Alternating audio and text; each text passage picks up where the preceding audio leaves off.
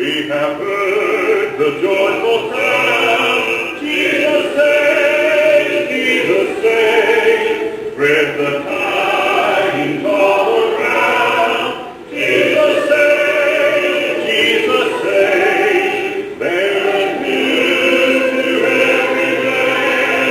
Like the sea waves. Onward till the Lord's command.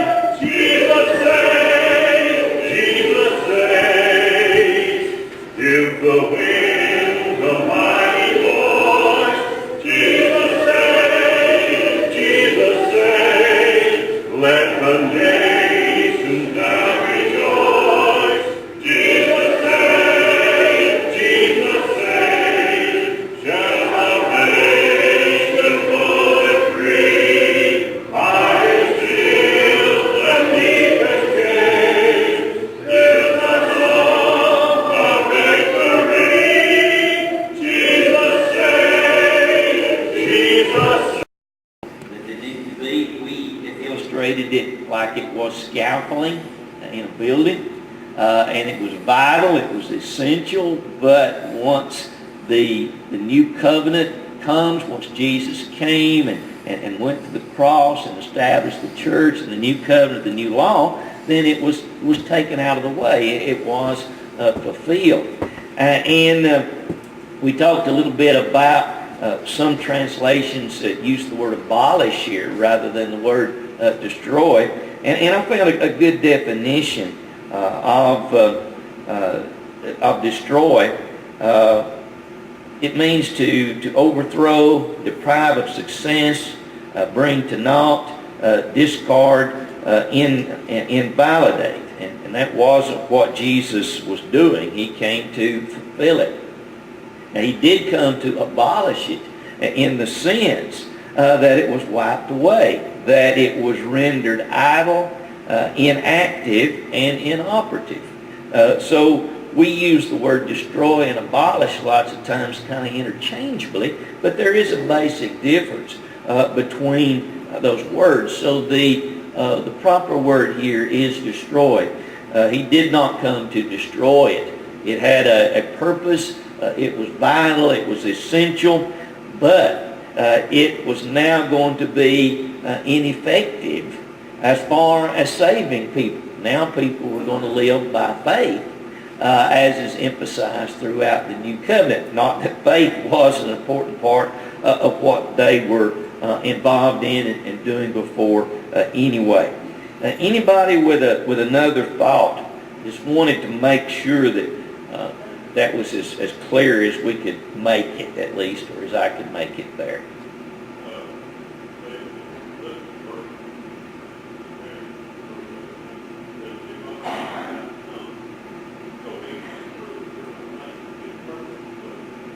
Right, exactly.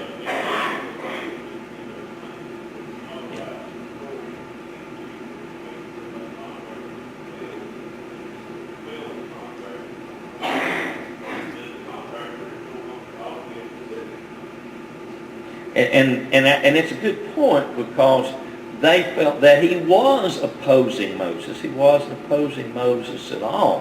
And what he was opposing was the fact that they had interpreted the law of Moses, and we're definitely going to get into that here in verse 21 and following, where he brings up some 6 different areas wherein their scribes particularly had interpreted the law and interpreted it wrongly. He was opposed to the misuse and the abuse of the law of Moses. He was not contradicting Moses in any way. He was not opposing Moses in any way.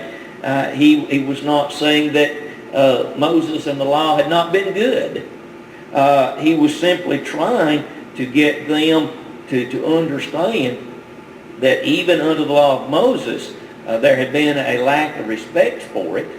And that's where he gets into this idea of righteousness. Notice in verse 20, unless your righteousness exceeds the righteousness of scribes and Pharisees. Well, what was their righteousness?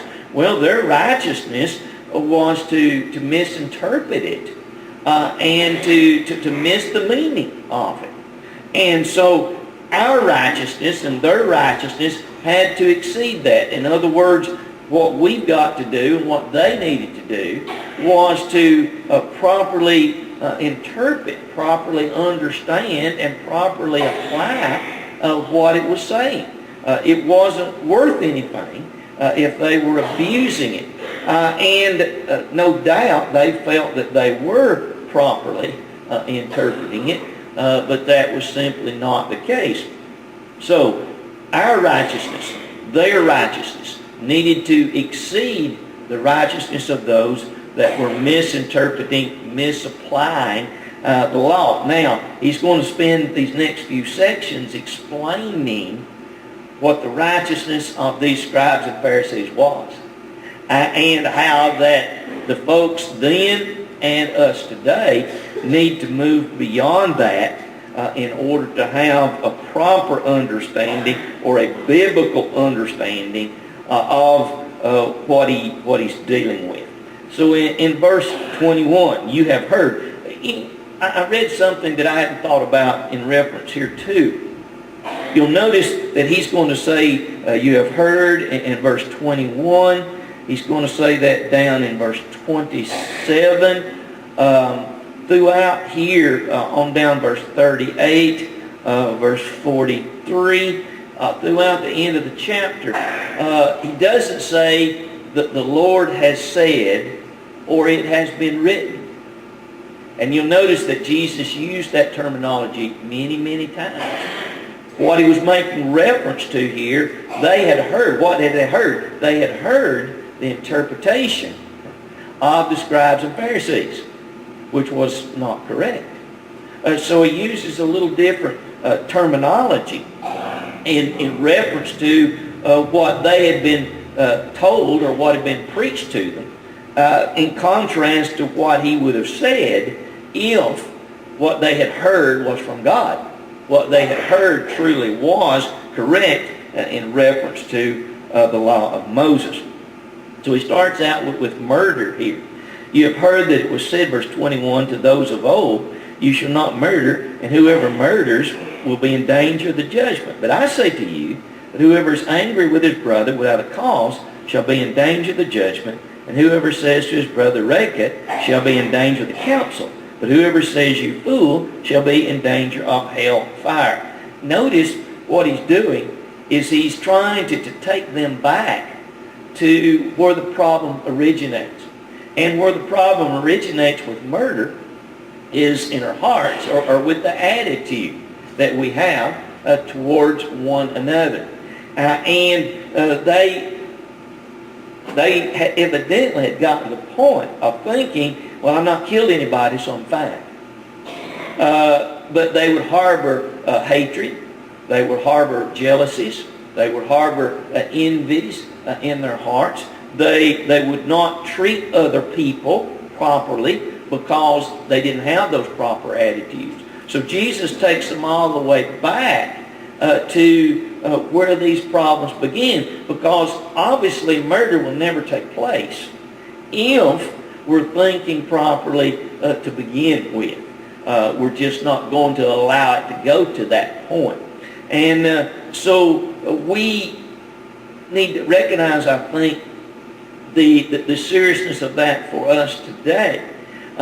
Just because we've not hit somebody, just because we've not said something real ugly to somebody, just because we've not outwardly done something, doesn't mean that we're fine with God.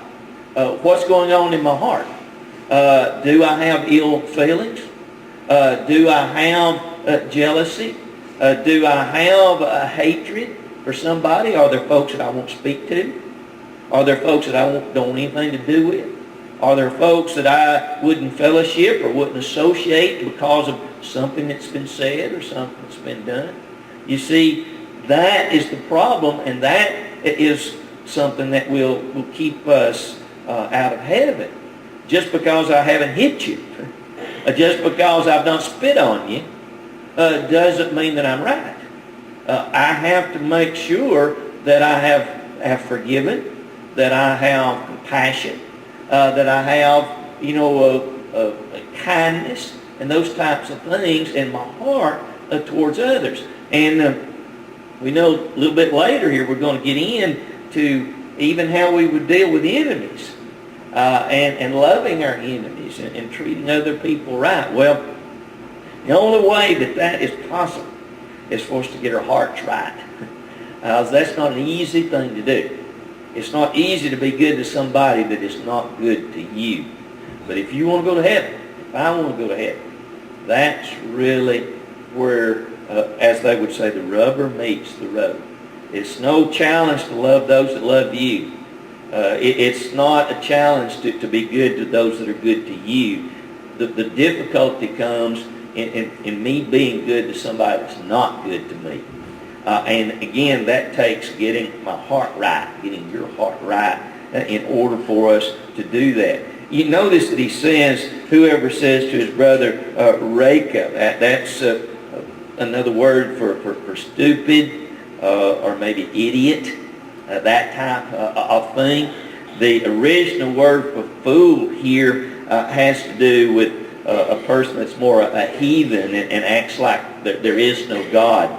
The reason it seems that is put here is he's trying to emphasize that murder is the issue out here, but really the issue is how we think about one another, and how that we would speak of one another. These two terms would be terms of disrespect for those that they would be used on or against. And so again, he's going back to the real problem, and the real problem was their attitude towards others, and that eventually could and did lead to such a serious thing as murder. Anybody with a thought? Comment there.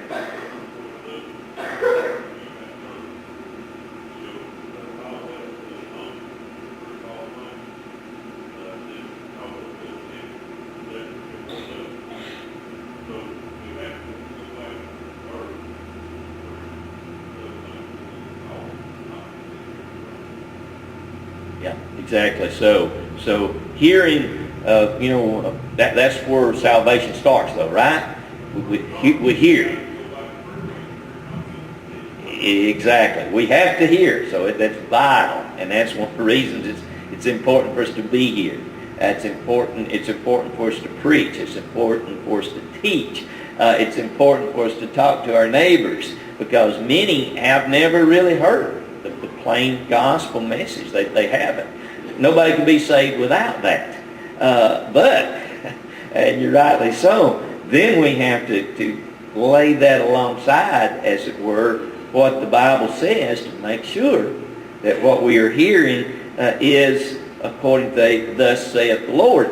And what happened here was that over a period of time, they had gotten so caught up in the scribes and others that had interpreted this, and had interpreted it wrongly, that they accepted. And isn't that what we see to a great extent in the denominational world today?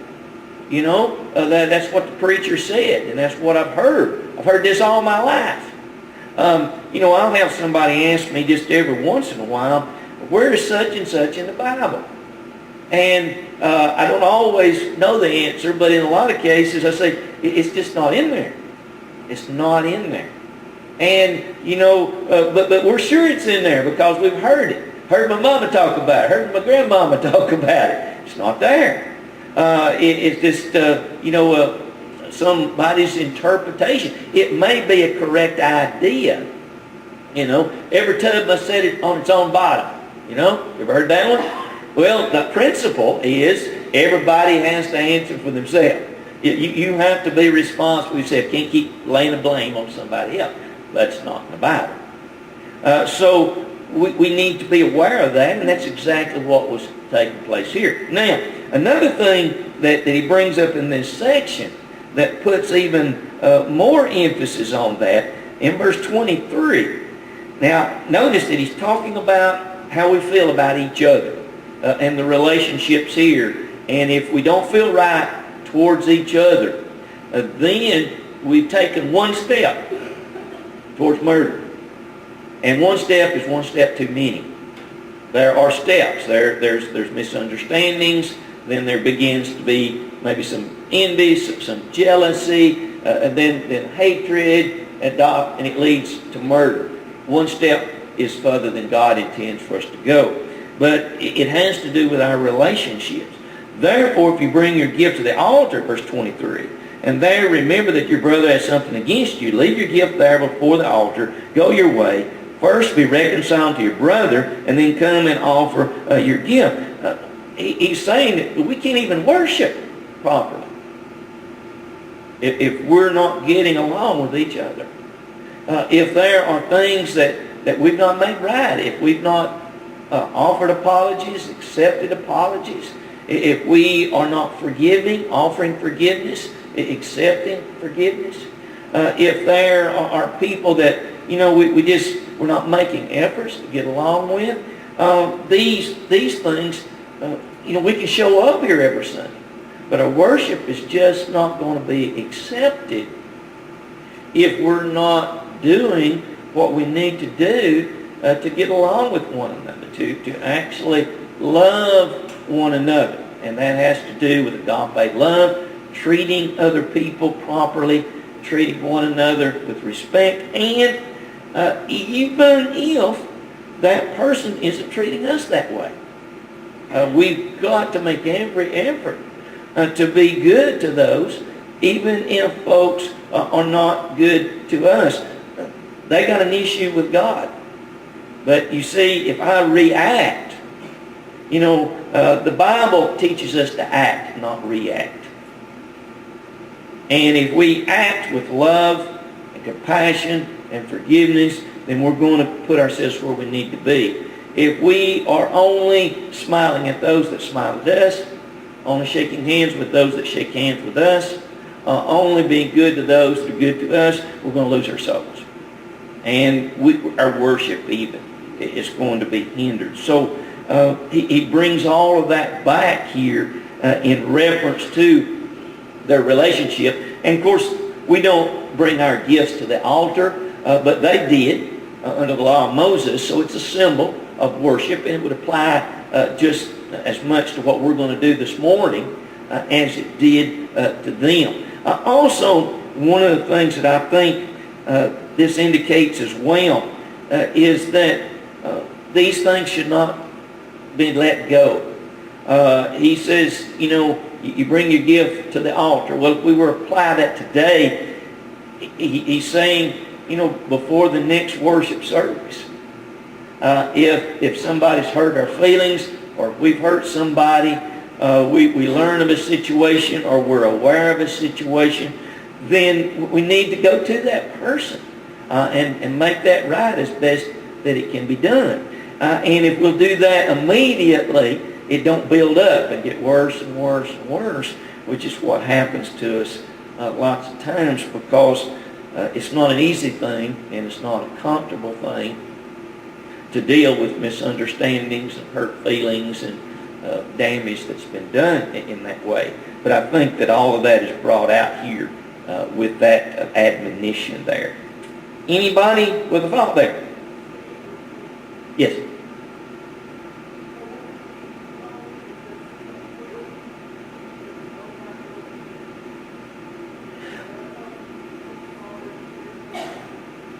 I think that there sometimes has to be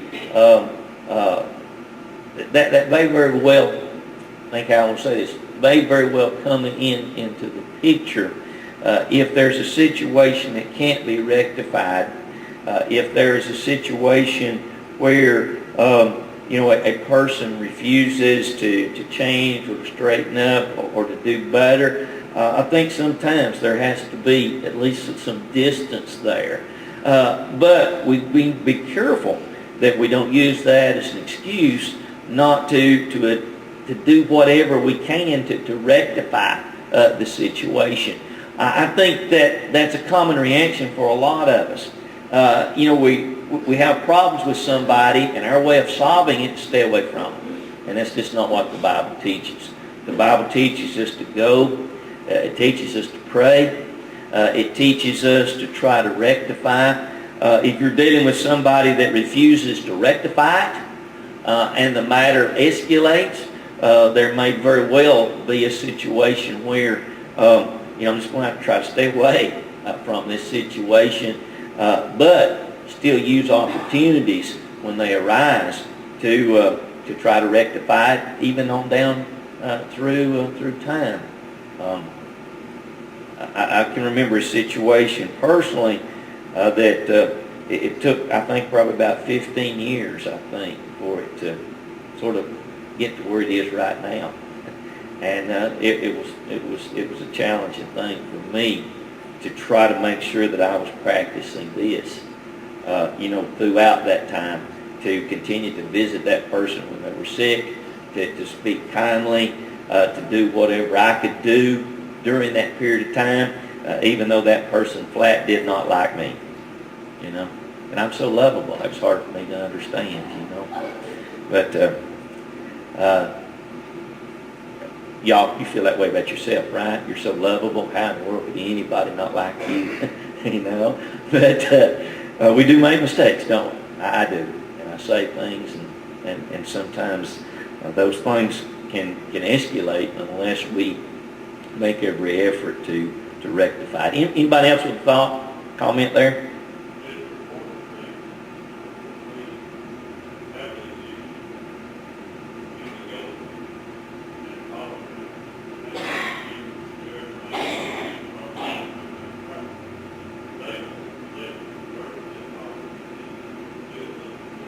Yes, and what we have to do in those cases, and you're exactly right, is to make sure that when we do go, that my attitude's right, that my tone of voice is right, not, again, it's like anything else that we do. We're commanded to sing, but that's not all of it, right? We've got to sing with melody in our hearts, okay? We're commanded to pray, but we need to pray as a child to God the Father.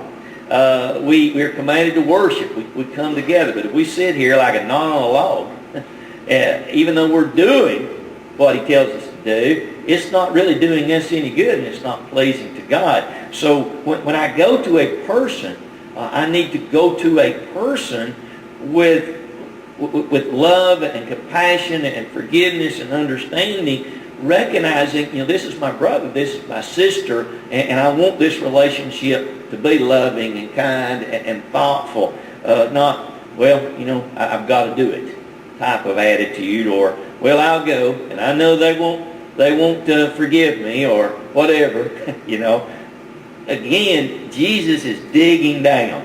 He's digging down to the real root of murder, and in the next section here, he's going to deal with adultery. He's going to do the very same thing. He's going to go back to lust.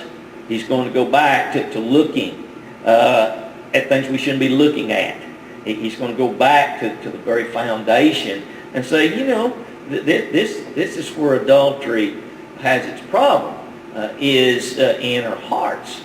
And then many times it leads to an outward act of murder or adultery or whatever. Anybody else?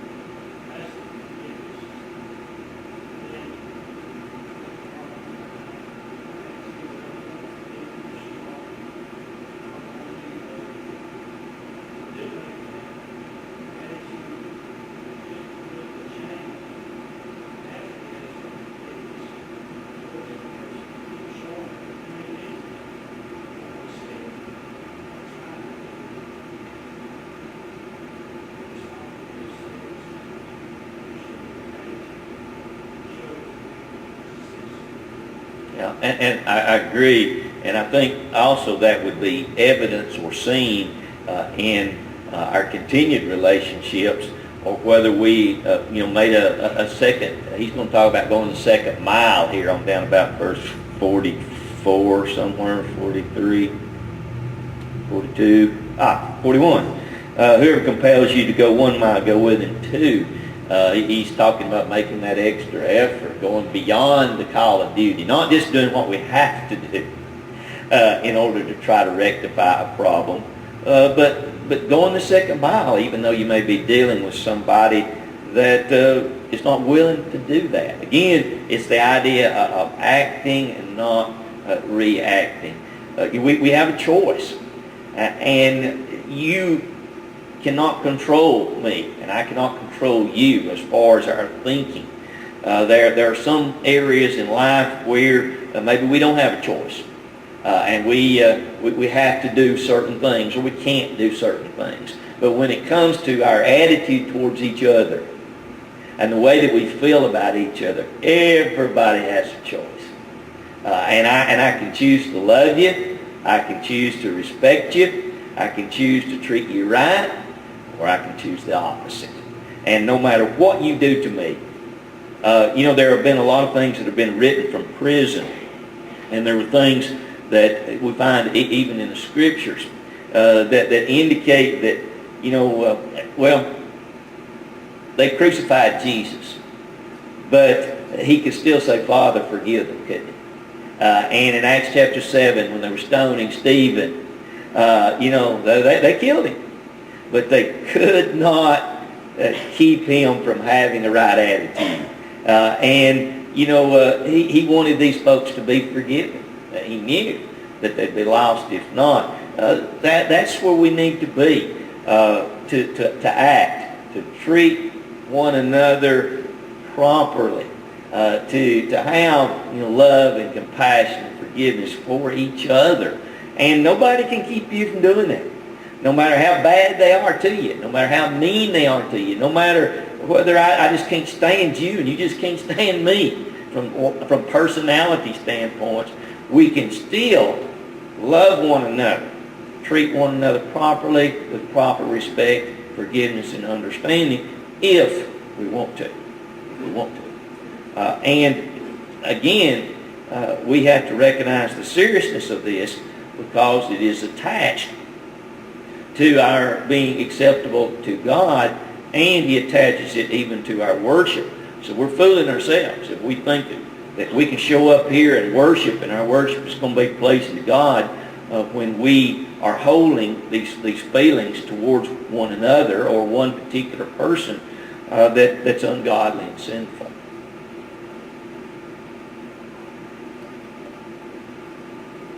That is in reference to the man that had his father's wife.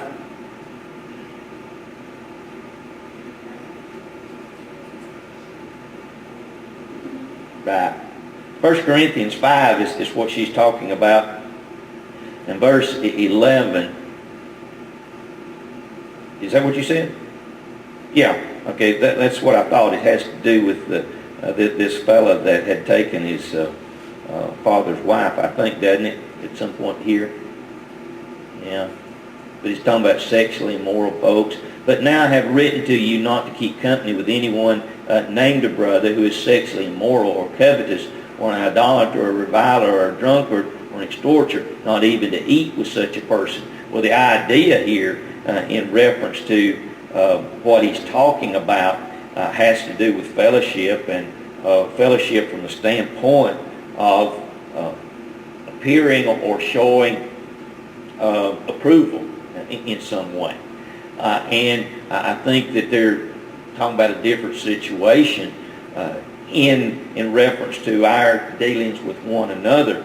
We have to go to one another, and but in this particular case, I think in Corinthians, he's dealing with the different problems that they were having from the temple that was there, and the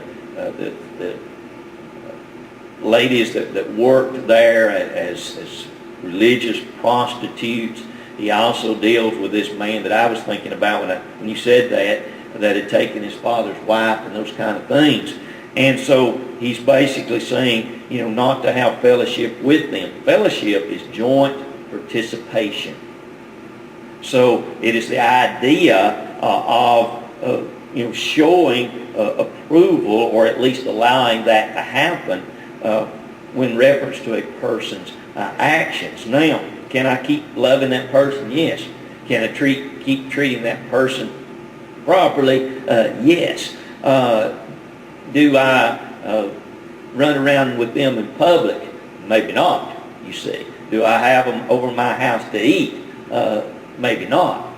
So there's a difference, I think, there in reference to somebody that was continually in sin. Jesus is dealing with feelings and feelings that lead to outward actions, and the need for us to make sure that we're feeling as we ought to. You know, how do we feel towards that sexually immoral person?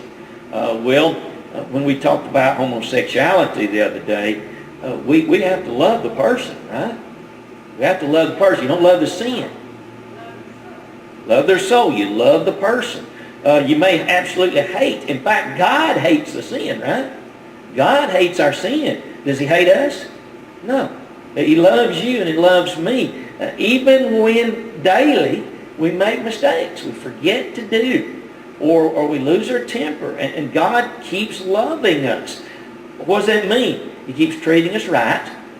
He keeps extending the invitation. He keeps extending an opportunity for us to repent, for an opportunity for us to accept and give forgiveness. So that would be the same way. A person is an alcoholic, whatever that situation may be, we keep treating that person with love and compassion. It doesn't mean that we go to the bar with them, or we go over to their house while they're drinking and sit there with them. There have to be some limits there, it would seem, and that's what I think we're branching out a little bit from the other one.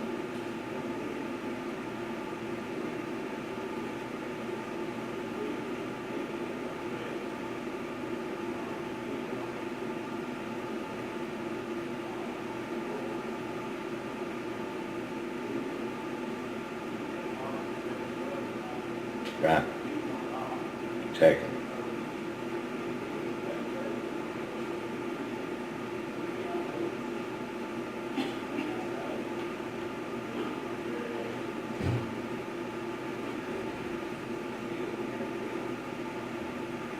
Exactly. Yeah.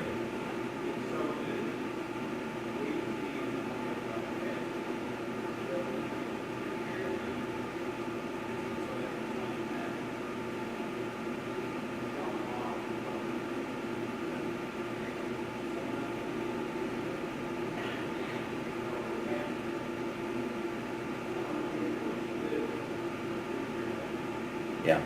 And the way that we approach that and the way we talk about that makes all the difference. We live in the world, but the world doesn't need to live in us. You've heard it explained that way. And I think that's a good point. Yes, sir.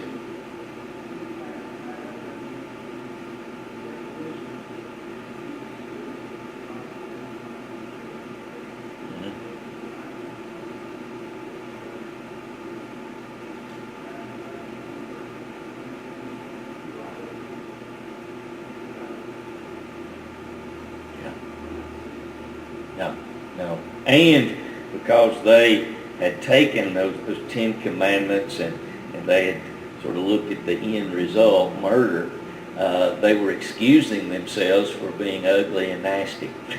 They were excusing themselves for calling people stupid and idiots and, fools. So they thought, well, we're all right there. But not at all. Those were just steps in that direction. Can we do that? Yeah. We can excuse ourselves. We can say, well, I tried, or well, I went, or well, we can do that. And our hearts are not right if we're not careful. Appreciate your comments this morning. I guess we'll start where we started somewhat here, but right there with about verse, the next section is verse 27. Move down to verse 27 there.